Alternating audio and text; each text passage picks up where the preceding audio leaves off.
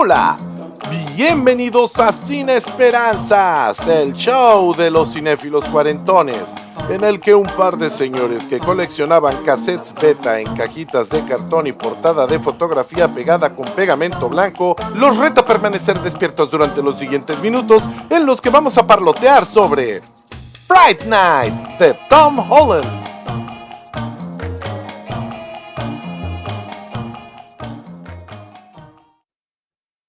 Bienvenidos sean, estamos aquí reunidos una vez más para celebrar nuestro ritual de amor por el cine y como una antesala para nuestra celebración de Helltober cada vez más cercana, va a ser la segunda que hagamos.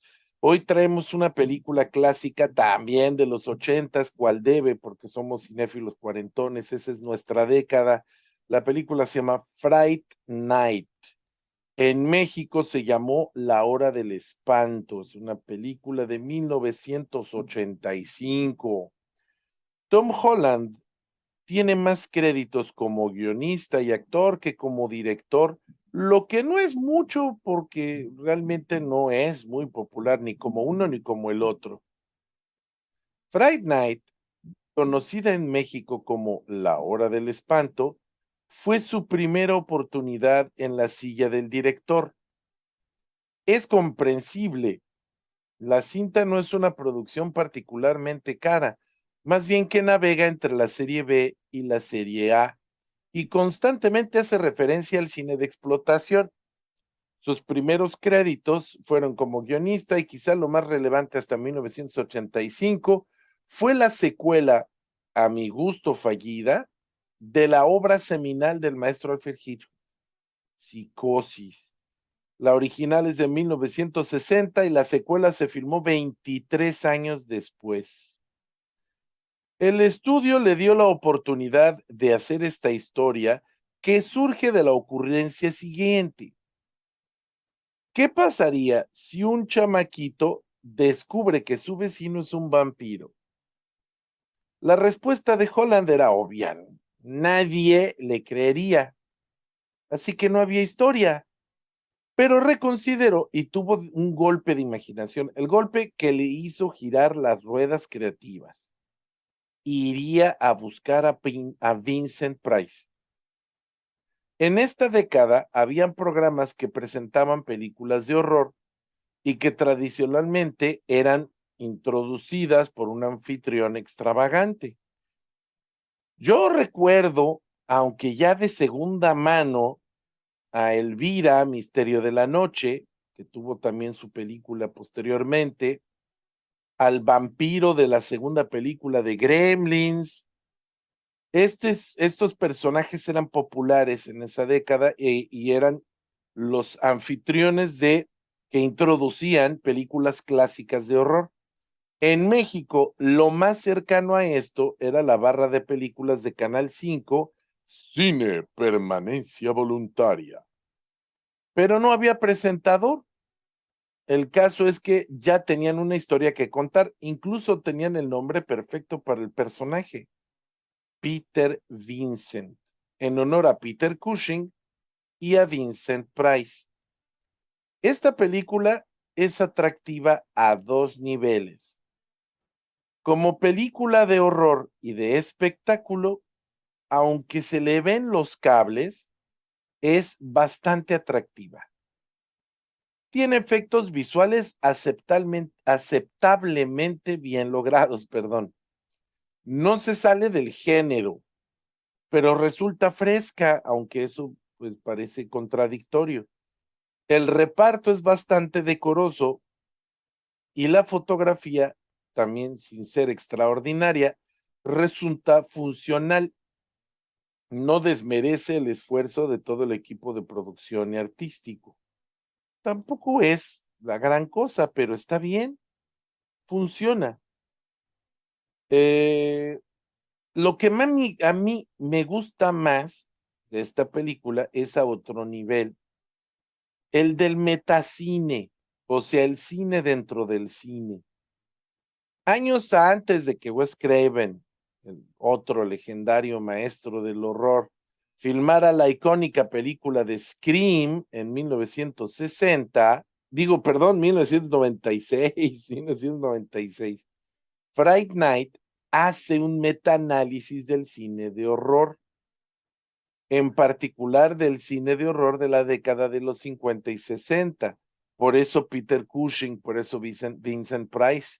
Peter Cushing era un actor inglés que con frecuencia hacía el papel de Van Helsing en las películas de la Hammer de Drácula, cuando el personaje de Drácula lo interpretaba el celebérrimo Christopher Lee.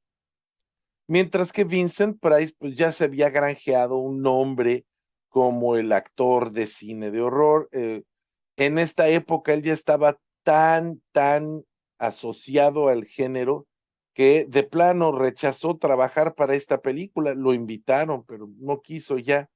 Y de hecho, uno de sus últimos trabajos fue hacer la voz en off que lee un poema durante el video de Thriller de Michael Jackson.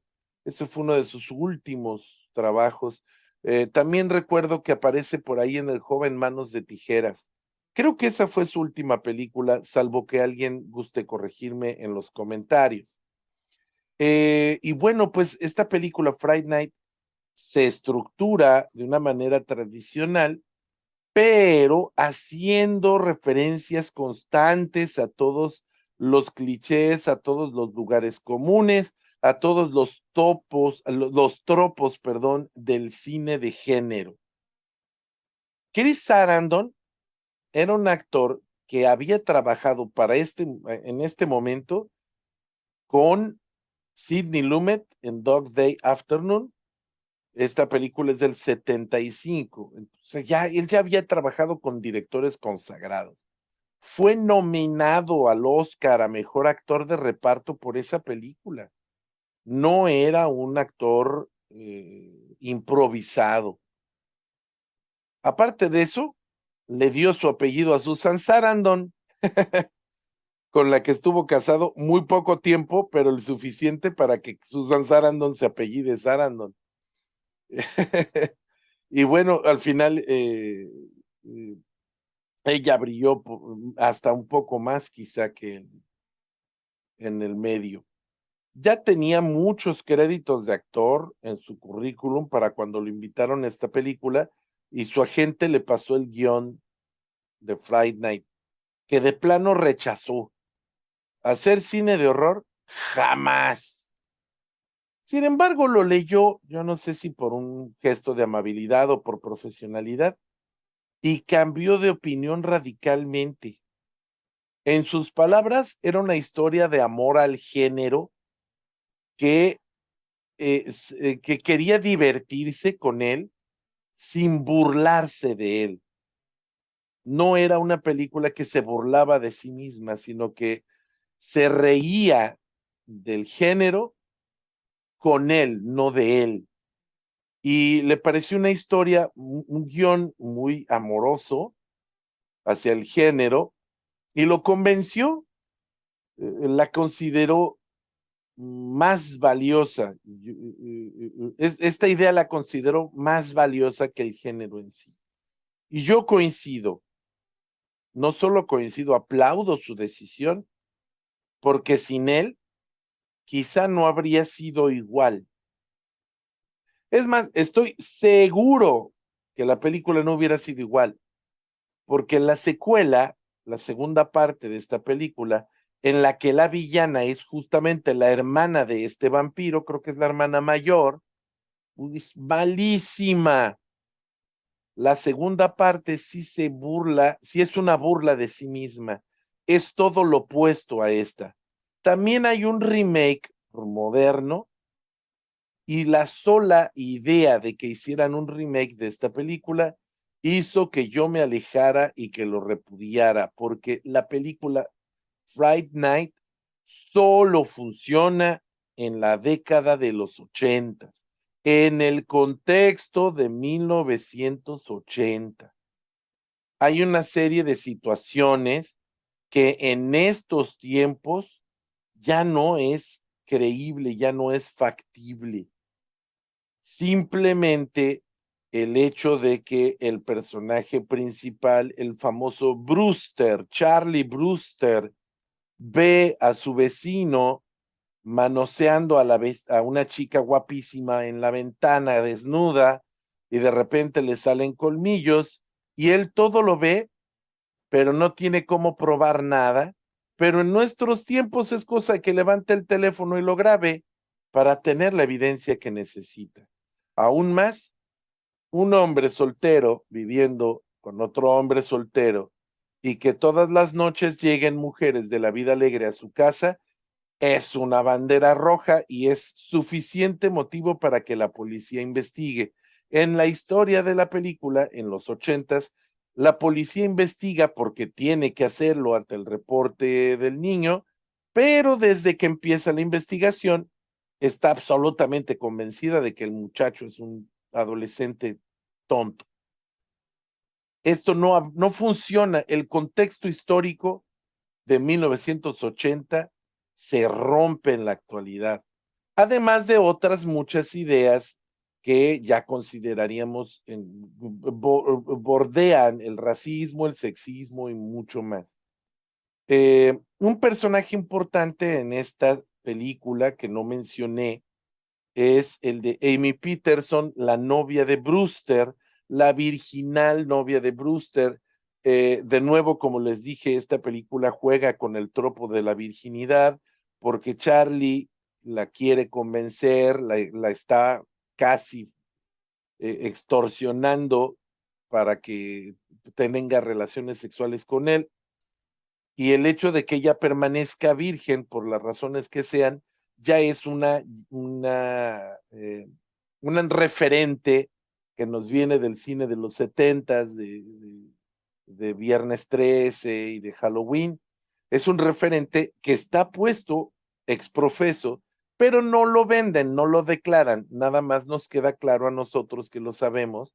Y el personaje de Amy Peterson lo interpreta Amanda Beers, que es una actriz que se volvería muy famosa años después en una comedia que se llama Married with Children, casado con hijos, una comedia sumamente incorrecta políticamente que duró casi 10 años al aire y que la volvió una persona sumamente famosa y que ella aprovechó como palanca para su política, como palanca política, perdón, para sus iniciativas sobre el amor gay.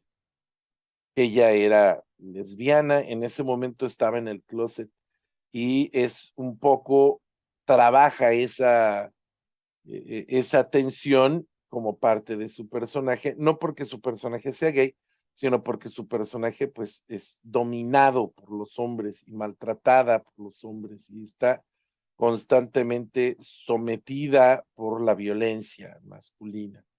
Hay otros personajes, otros actores, la película en general tiene un reparto muy sólido, incluso los personajes que no tienen papeles muy importantes hacen un trabajo bastante decente y decoroso, y hay una serie de trabajos actorales que podría uno pensar eh, que no son importantes dramáticamente, pero que sí le dan mucha fuerza visual y mucha fuerza dramática al final. Como por ejemplo el que Jerry Dandridge, el vampiro Chris Sarandon, esté todo el tiempo comiendo manzanas. Se vuelve un leitmotiv bastante interesante a desarrollar en la película. Pero esta es una película que yo viví en video, no pude verla en cine. En 1985 estaba yo muy niño para que me dejaran entrar a ver películas como esta y la conocí en video beta. Hago una observación bobalicona, pero que para mí fue graciosa. Durante muchos años, el póster es una casa, es la mansión de Jerry Dandridge, sobrepuesta a un rostro vampiresco, deforme.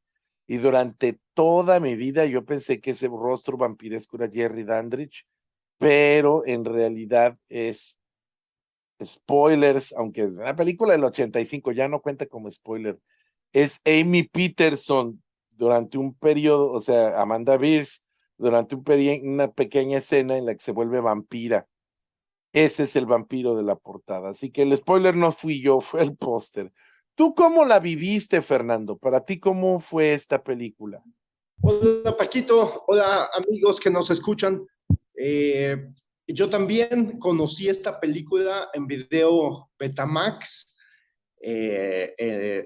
obviamente con el aspecto cuadrado de las televisiones de antes, aunque es una película rodada en scope, que es el formato súper rectangular. Entonces, cuando uno ve la película en widescreen, pues uno la está viendo en 2.35. Bueno, en el aspecto de uno de ancho por 2.35 de largo. Entonces es una película que utiliza, utiliza lo largo de la pantalla de cine, y desgraciadamente, pues cuando uno la veía en Betamax, en la televisión casi cuadrada, ¿no? De este aspecto de 4x3, pues se perdía muchísimo de la imagen, como se perdió de tantas películas, ¿no? De Ben Hur, ¿no?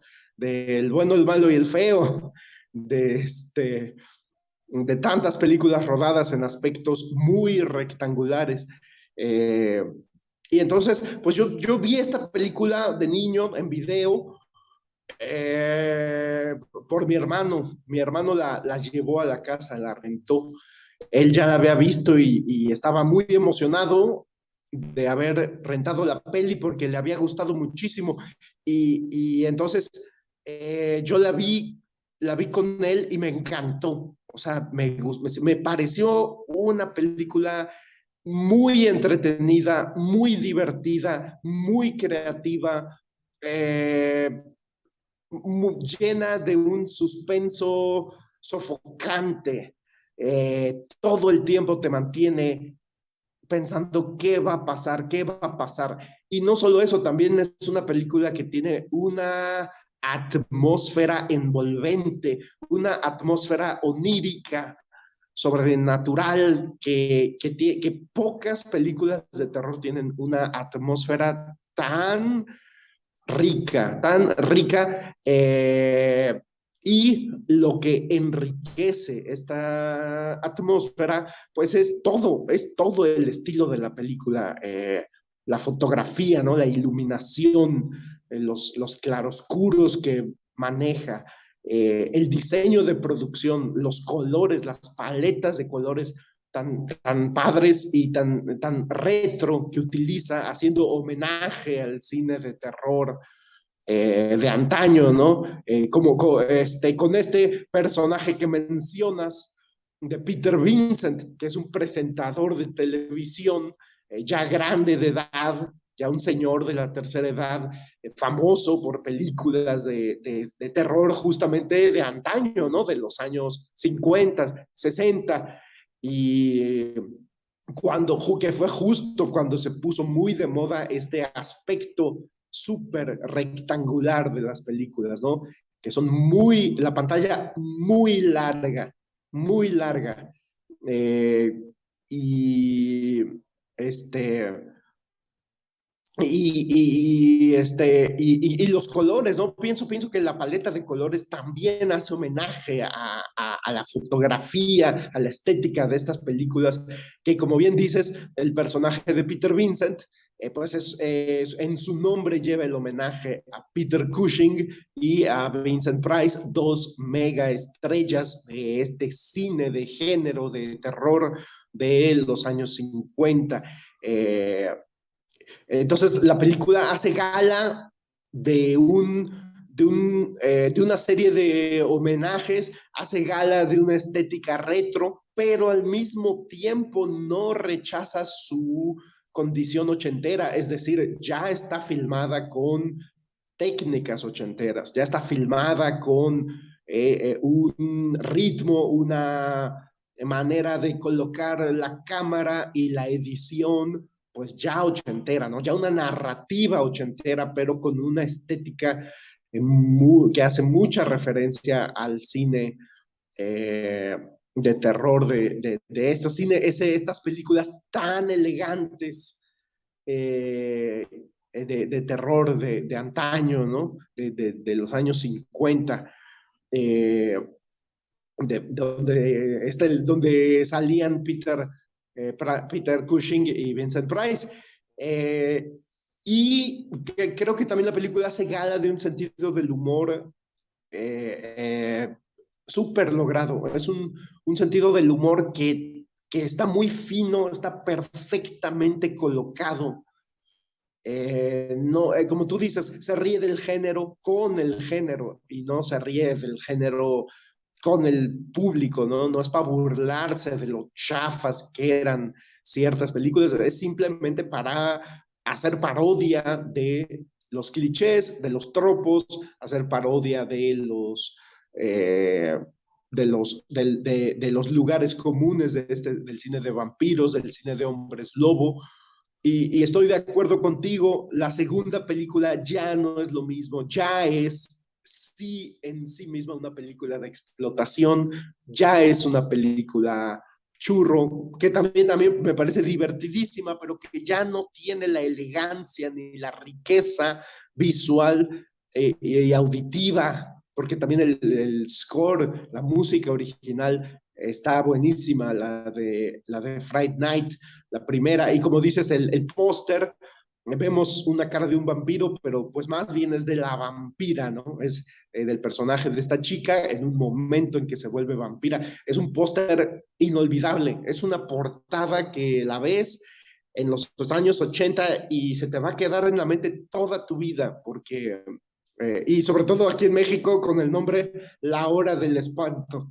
Este, pero es una gran portada, es un gran póster que refleja lo autoparódica que es la película, pero también refleja lo lograda que es la película. Es una película con un suspenso, repito, sofocante. Todo el tiempo estás con el chavo, estás con Charlie Brewster, estás pensando, quiero que logre, quiero que demuestre que tiene a un vampiro como vecino, quiero que convenza a Peter Vincent de luchar contra ese vampiro y es simpaticísimo cómo manejan el humor de Peter Vincent como un cobarde, ¿no? O sea, se supone que es un asesino de vampiros en el cine de Hollywood, pero en la vida real es como un actor cobarde que, ¿no? Que cuando se da cuenta de que sí es un vampiro, cuando lo ve en el espejo y ve que no tiene reflejo, sale corriendo y no quiere saber nada. Entonces también esta película es como un viaje de transformación de este personaje secundario, de convertirse de un cobarde en un valiente y en un asesino de vampiros de verdad. Entonces es una película divertidísima. Yo tuve el placer, literalmente el placer de verla por primera vez en su gloria de widescreen, es decir, en su formato de 1 de ancho por 2.35 de largo, en tu casa, Paquito. La vimos hace, no sé, yo creo hace unos 15 años y tuve el placer de verla por primera vez en su espléndida gloria, con los contrastes como deben ser, con los colores como deben ser y con el aspecto visual de las composiciones, de los encuadres tan bellas. Es una película muy bella, muy divertida, llena de suspenso.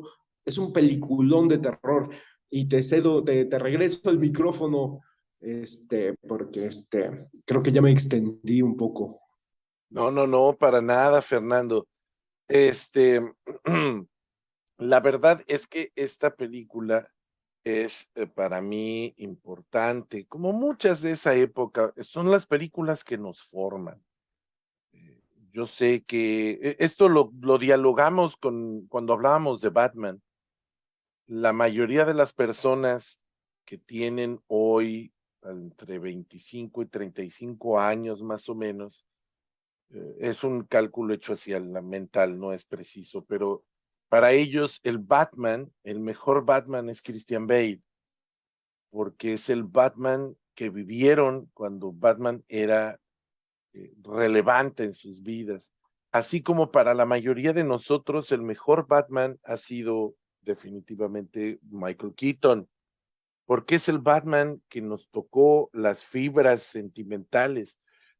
Nosotros todavía alcanzamos el último rezago de esa generación que si no veía la película en el cine, las probabilidades de volverla a ver eran pocas, pero prácticamente nuestra infancia transcurrió con la llegada de los videocassettes a México. En Estados Unidos ya era una realidad, pero nosotros vivíamos en un estado lejos de la capital o relativamente lejos. En aquel entonces yo recuerdo que eran de 6 a 7 horas de viaje en autobús. En la actualidad son de 5 son 5 o menos, desde Jalapa hasta la Ciudad de México. Entonces, realmente las videocaseteras, sobre todo el VHS, porque el beta sí me tocó desde el principio, pero no era tan fácil conseguir películas, no era tan fácil hacerse de cine, de buen cine. Entonces, para nosotros las películas que nos impactaron eran cosas que o veíamos en el Canal 5 o las veíamos en el cine y por excepción las rentábamos en un videoclub. Pero en la actualidad, habiendo estos servicios de streaming y hasta la piratería, como no, que es relativamente democrática, porque cualquiera que tenga una conexión a internet puede bajar cualquier cosa, claro, ilegalmente, ¿no? Hace que la persistencia del pasado, o sea, esa relación que tenemos emocional con el pasado sea diferente, porque para Fernando y para mí, Friday Night vive en el recuerdo del niño que la vio en los 80s, pero pasaron muchos años entre que la veía yo de niño y que la volví a ver de adulto, porque compré el DVD, y del DVD para acá pasaron otra pila de años. Hay distancia, y esa distancia me ha permitido que le dé un valor emocional al producto, un valor no artístico, un valor emocional. Y por eso es que Friday Night para mí es importante. Cuando yo la vi por primera vez, yo no tenía idea de quién era Vincent Price. Yo supe quién era Vincent Price después, porque no era un cine con el que yo estuviera familiarizado cuando tenía 10 años, 11 años. Cuando vi por primera vez esta película, la sentía yo muchísimo más erótica de lo que realmente es. De hecho, la película es más bien antierótica, porque constantemente las situaciones sensuales se ven, que se rompen por el mismo tropo del cine de horror. Cuando por fin Brewster logra convencer, perdón, a su novia, y su novia se le acuesta así toda medio víctima en la cama, se ve como el Nosferatu de Werner Herzog, es un poquito reminiscente de eso, como ya lista para sacrificarse porque quiere mucho a su novio, y el idiota la deja porque se pone a ver al vecino con los lentes. Y peor, estás viendo a la chica del vecino desnudarse teniendo a la novia ahí atrás y túngale, ¿cómo se rompe? Pues vemos que es un vampiro y que se la va a almorzar. Y todo el tiempo las situaciones de sensualidad se rompen con monstruosidades, con sangre, con... Hay otro personaje que es también relevante, que es un personaje muy bien logrado, que lo interpreta un actor muy trágico, Stephen Geoffrey. El personaje es Edward Evil Ed Thompson, Ed el malo. Y este personaje es trágico porque es el amiguito payasito, el que es experto en el cine de horror, pero al mismo tiempo es medio nerdo, medio alienado, pero también es muy fanfarrón y es el mejor amigo del Brewster y pues va a terminar muy mal, pero el actor era gay, y era gay de closet, y finalmente su salida del closet obró en detrimento de su carrera y terminó trágicamente haciendo cine pornográfico. Pero su personaje Evil Dead quedó en la historia, es un personaje icónico, muy bien logrado, y hay una secuencia muy triste, muy lastimosa, penosa de tristeza, quiero decir, en la que el Peter Vincent lo mata porque pues, se convierte ahí en un vampiro, hombre lobo raro, y la transformación o el regreso del monstruo humano es doloroso y produce una empatía en el personaje, pues sabe, es un niño, era un muchacho, era un chamaquito de 17 años, muerto, y esto lo logra transmitir a través de 10 kilos de maquillaje. En fin, la película, desgraciadamente, insisto, tuvo una secuela muy mala.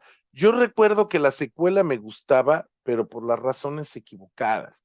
Yo la secuela la veo como si Mad hubiera hecho la versión, la parodia de Friday Night, porque la secuela ya no da risa, digo, perdón, da risa, pero es risa burlona, da risa burlona, no da una risa en contubernio, no es una risa de vamos a reírnos de esto, sino a divertirnos, perdón, con esto, vamos a reírnos, vamos a burlarnos.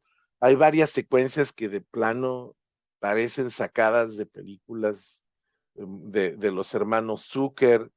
Yo creo que ellos pudieron haberla hecho. Es como si primera de Friday Night yo le encontré relación con Scary Movie, pues la segunda de Friday Night, yo le encuentro relación con la de. Digo, perdona.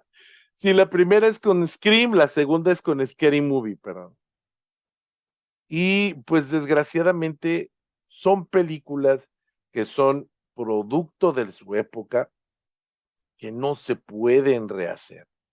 No se pueden rehacer porque en esta realidad, en la realidad que estamos viviendo, no son factibles, no funcionan. La modernidad nos ha dado herramientas para resolver la mayoría de los problemas que tienen estos personajes y resultan ociosas. Por eso es que el remake, que debo reconocer que no tengo muchas ganas de verlo, pero el remake como concepto no funciona. Algo similar podemos alegar de las películas de Terminator. Terminator fue también un producto de su época. En el 84 es razonable. Todavía en el 90 y tantos era razonable con la de Terminator 2.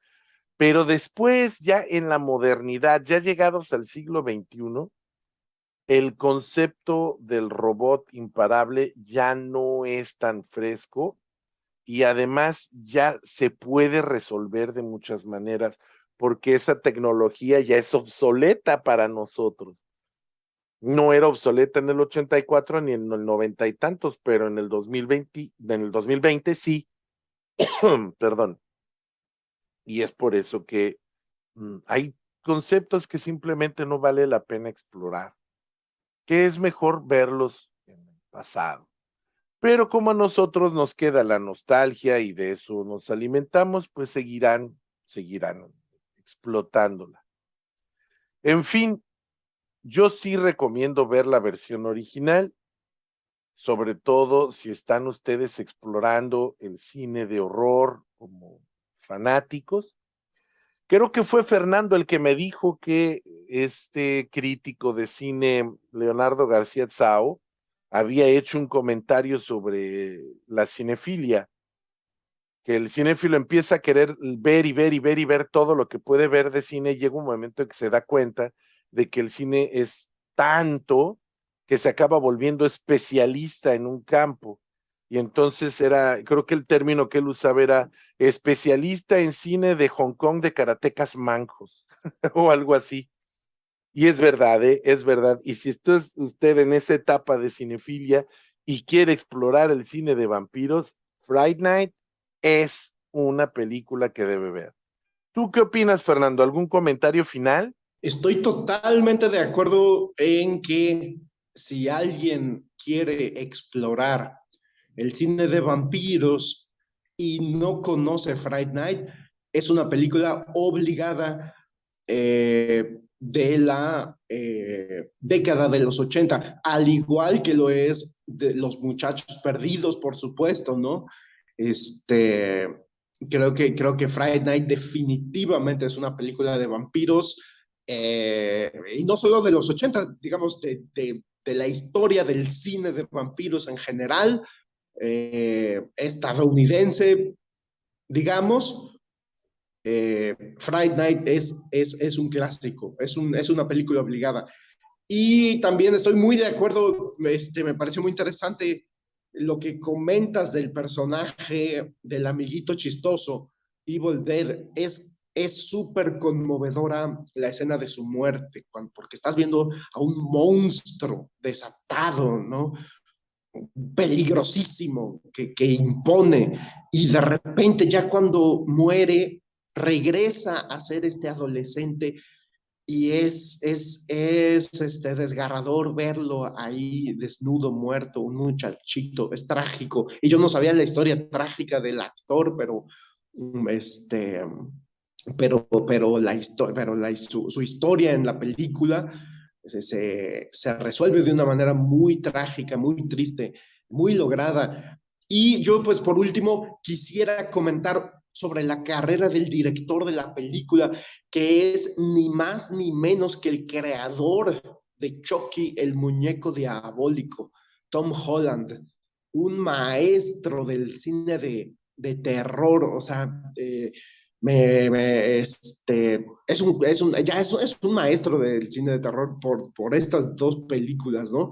Y yo quisiera comentar sobre este director, porque ha hecho cuatro películas que a mí me parecen pues relevantes, cuatro películas en específico que me parecen importantes en el género del terror. Una es Psicosis 2 de 1983, que para cualquiera pienso que en los años 80, o sea, ya 20 años después de la película de Hitchcock, de este super mega clásico que es Psicosis, pues uno pensaría, o sea, por Dios, ¿cómo que una secuela a Psicosis es un despropósito?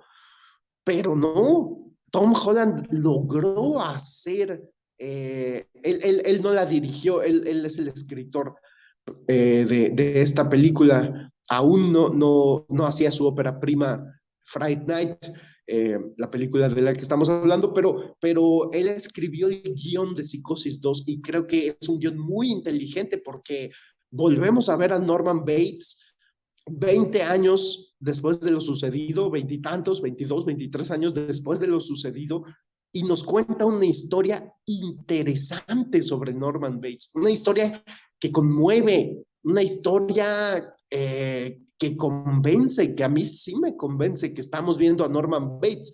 Después, en 1988, 3 años después de estrenada La Hora del Espanto, Friday Night, hizo Child's Play, juego de niños, conocida en México como Chucky, el muñeco diabólico, que como bien sabemos es un clásico del cine de terror.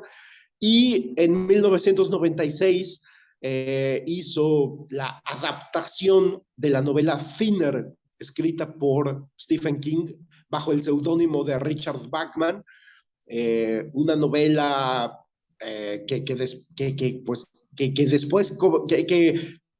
en su época, cuando fue escrita, pues no tenía esas connotaciones, pero que ya cuando salió la película, pues ya se podría ver como una metáfora del SIDA, ¿no? Porque es una historia de un hombre que va siendo consumido por una enfermedad autoinmune, bueno, sobrenatural, pero que se parece mucho al síndrome de inmunodeficiencia adquirida. Y me parece que Es una novela muy interesante de Stephen King y una película muy lograda, muy correctamente adaptada. No es un peliculón, pero para mi gusto es una buena película. Thinner, de Tom Holland. Entonces creo que con eso se gana. Y también hizo una adaptación televisiva de la novela corta Los Langoliers, una novela corta muy divertida de Stephen King, que la hizo como una miniserie, que si no es una gran miniserie, pero es una miniserie suficientemente lograda como para que Tom Holland se haya ganado un lugar en estos Masters of Horror estadounidenses, de los años 70 y 80, de la década de los 70 y la década de los 80. Y esos serían mis comentarios finales, Paquito. Muchas gracias, Fernando. Bueno, pues esto fue Sin Esperanzas. Tuvimos un descanso la semana pasada porque por fuerza mayor no logramos grabar el programa a tiempo y decidimos darnos esa semanita, pero vamos a regresar con más fuerza. Estamos preparando, estamos organizando el Helltober. De una vez empiezo a aventar teasers porque queremos que sea memorable. Bueno, la verdad es que siempre hacemos nuestro mejor esfuerzo porque esto salga bien. Así que no creo que fracasemos. Quisiera mandar muchos saludos a todos los que nos escuchan, a nuestros amigos, a nuestros sospechosos comunes de siempre. Tenemos, por supuesto, a Abraham, que es además uno de los pocos que comenta constantemente, Isaac también. Queremos mandarle saludos y un abrazo a nuestros niños, a mis niños multis, ellos saben quiénes son, si todavía me escuchan.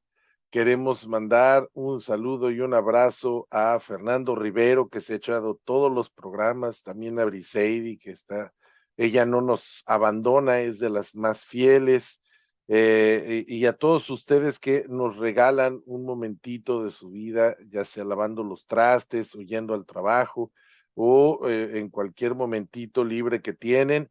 Seguimos aquí, estamos en YouTube, estamos por lo pronto en Facebook y en Spotify. Yo estoy haciendo labor de rescate de los primeros episodios porque en YouTube no tenemos todos los primeros episodios. Me parece que empezamos desde Alien y voy a tratar de recuperar ese material y lo vamos a estar subiendo como especialitos ahí para que los tengan a manera de recuerdo.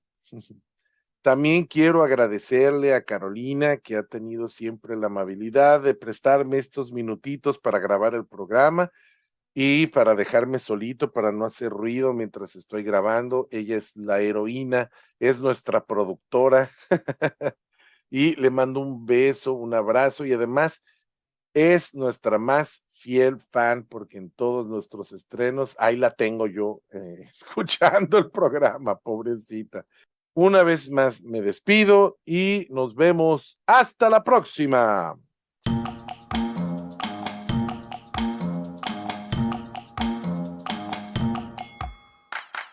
Esto fue Sin Esperanzas, el show de los cinéfilos cuarentones con Fernando C. Fink y Paquito Rodríguez.